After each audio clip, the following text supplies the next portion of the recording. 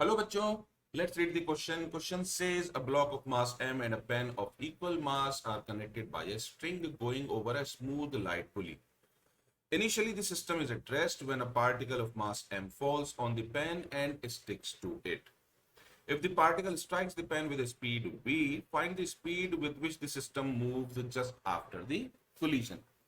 तो चलिए हम मान लेते हैं कि फाइनली सिस्टम की स्पीड हो जाती है v प्राइम। तो लेट्स से v प्राइम हमारी स्पीड पेन और पार्टिकल सिस्टम की होगी v डैश या v प्राइम, और ब्लॉक की स्पीड अपवर्ड डायरेक्शन में हो जाएगी v prime just after the collision. तो कोलिजन के मोमेंट पर पार्टिकल पर जो इंपल्स इम्पार्ट होगा वो अपवर्ड डायरेक्शन में होगा, और पार्टिकल की velocity before and after the collision downward direction में। इसलिए हम बोलेंगे impulse imparted on the particle is I1 which is equal to minus of final momentum that is mv dash minus initial momentum that is mv। तो ये हो गई हमारी first equation.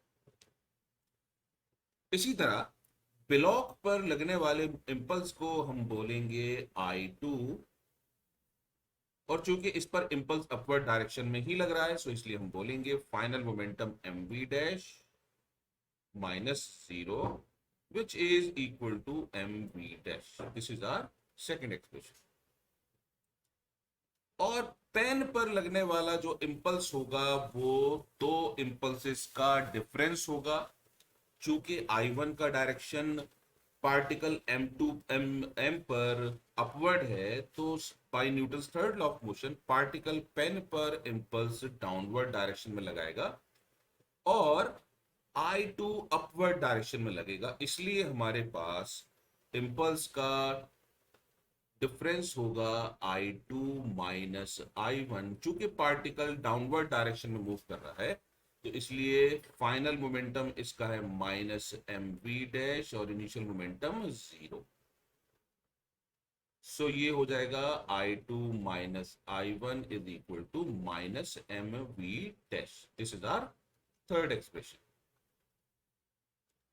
तो हमने I1 और I2 की वैल्यू सब्स्टिट्यूट करी, यानी I1 और I2 का डिफरेंस लेंगे, that is I2 minus I1 is equal to mv dash minus minus plus mv dash minus mv, और ये बराबर हो रहा है by third equation minus mv dash.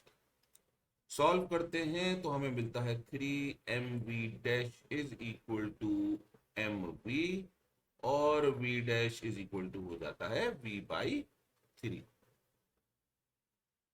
तो हमारा आंसर हो जाएगा second. I hope you understood the solution. Thank you.